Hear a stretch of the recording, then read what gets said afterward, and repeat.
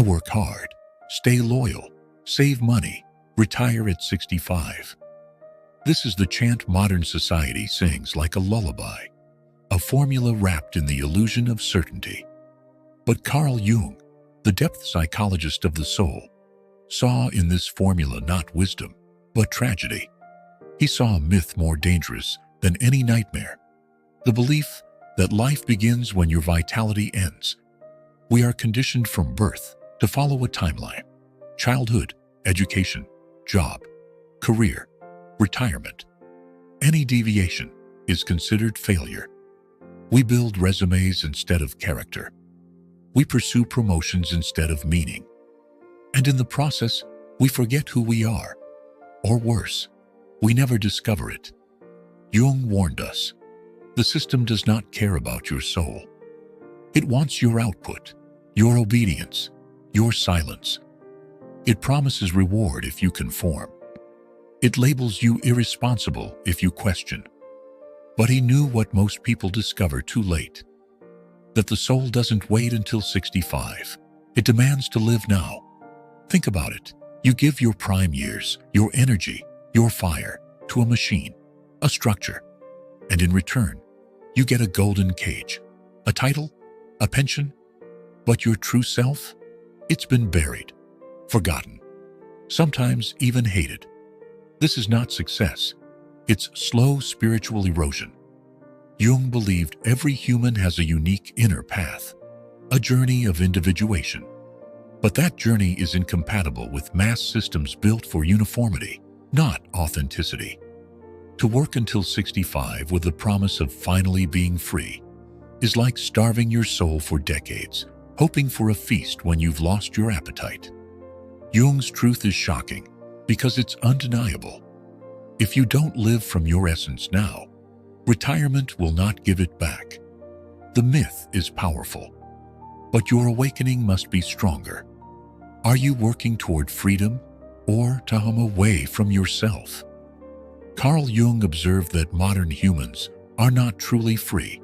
We are conditioned, not by chains or walls, but by systems of thought so subtle we mistake them for personal truths.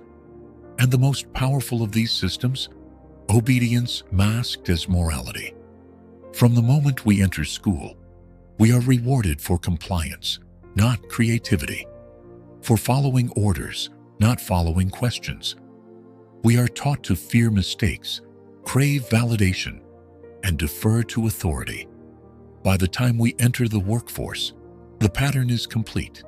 We obey because we believe obedience is good, productive, necessary. But Jung saw the danger. He knew that the soul does not bloom in obedience. It shrinks. The authentic self, if not given room to rebel, to wrestle, to wander, becomes numb. And a numb soul will mistake slavery for service.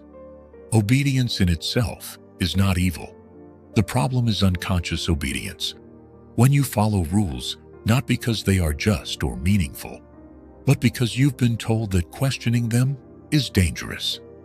When you accept a life you did not choose because the alternative, freedom, is too frightening. Jung believed that the modern man suffers not from too little structure, but from too much unconscious structure. We wear masks, personas, to navigate the social world. But the longer we wear them, the more we forget our face underneath. The danger is not the mask. The danger is mistaking the mask for the face. You obey, you perform, you achieve. But inside, the self cries for authenticity, for wildness, for truth. And the longer you silence it, the more it turns against you. In dreams, in depression, in midlife crisis. These are not malfunctions. They are signals, wake-up calls. Jung doesn't tell you to reject all order. He tells you to examine which parts of your life are built on borrowed beliefs. To ask, is this mine? Do I choose this? Or am I still a child in adult disguise? The question is not, are you obeying? The question is, are you awake? We are sold the dream of retirement, like a sacred prophecy. Work now, suffer now, delay everything. and freedom will be your reward. But Carl Jung, the relentless questioner of modern myths, asks, what kind of freedom begins when your body is tired, your passions are faded, and your spirit is worn down by decades of suppression? Retirement is not a second chance at life. It is often a quiet confrontation with the life you never lived. Jung believed that when you postpone your true self, when you silence your inner voice in favor of duty, protocol, and predictability, you are not preparing for life. You are preparing for regret. We imagine retirement as liberation, but for many, it becomes a crisis. The roles they once played vanish. The identity built on profession collapses, and suddenly, they are left alone, not just with time, but with themselves. And if they never met that self before, the emptiness becomes unbearable. Jung knew that when our outer world crumbles, the inner world demands attention. But if you have neglected that inner world, if you've defined yourself only by your usefulness to others, retirement doesn't bring peace, it brings panic. This is the tragedy of those who followed the rules, did everything right, and arrive at the end wondering, where was I in all of it? True freedom isn't delayed. It is designed. It is built moment by moment in how you choose to live now. Freedom is not found at the edge of exhaustion. It's found at the intersection of meaning and presence.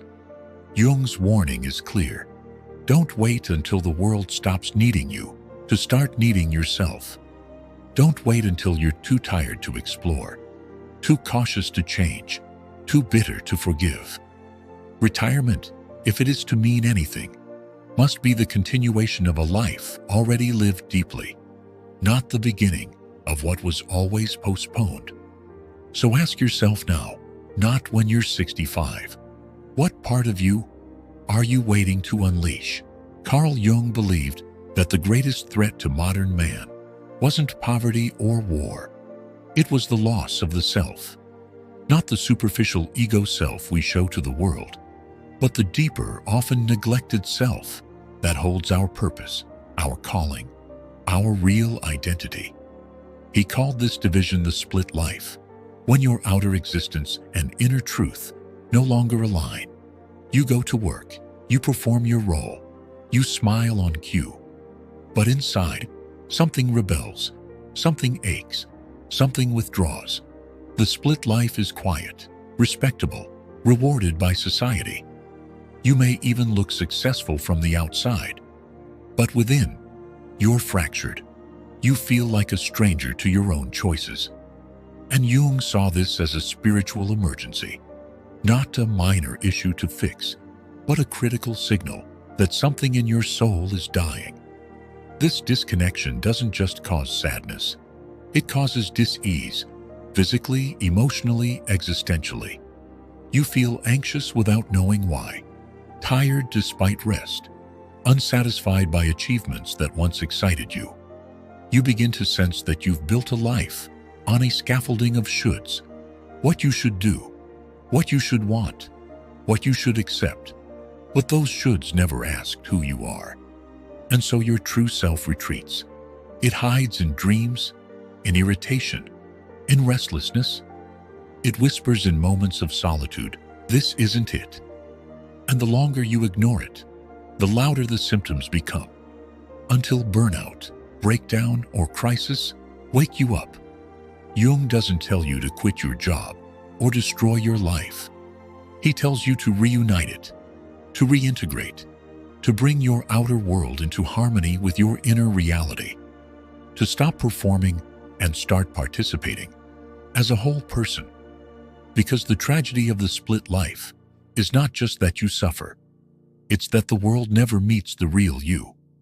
Healing begins not when you fix the symptoms, but when you face the divide and ask with brutal honesty, whose life have I been living?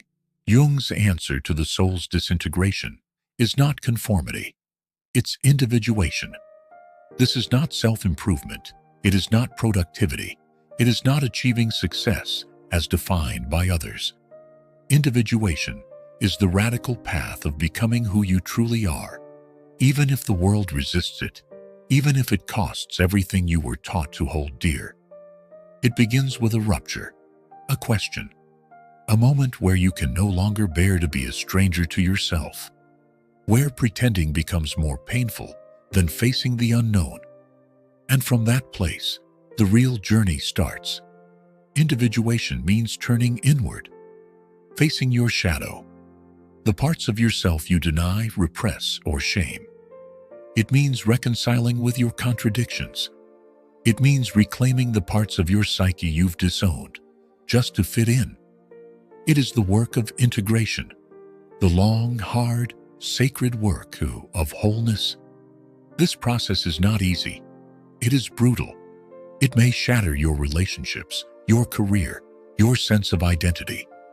But it is also the only path that leads to authenticity, and therefore to freedom.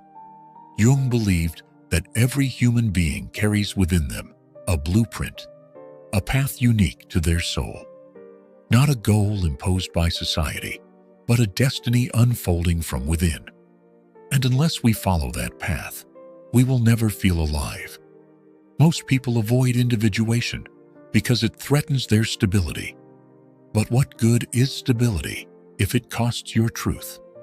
To individuate is to stop asking what you should do and start asking what is asking to be lived through you. It's not about becoming special. It's about becoming whole. You don't need more improvement. You need more integration. You don't need a new identity.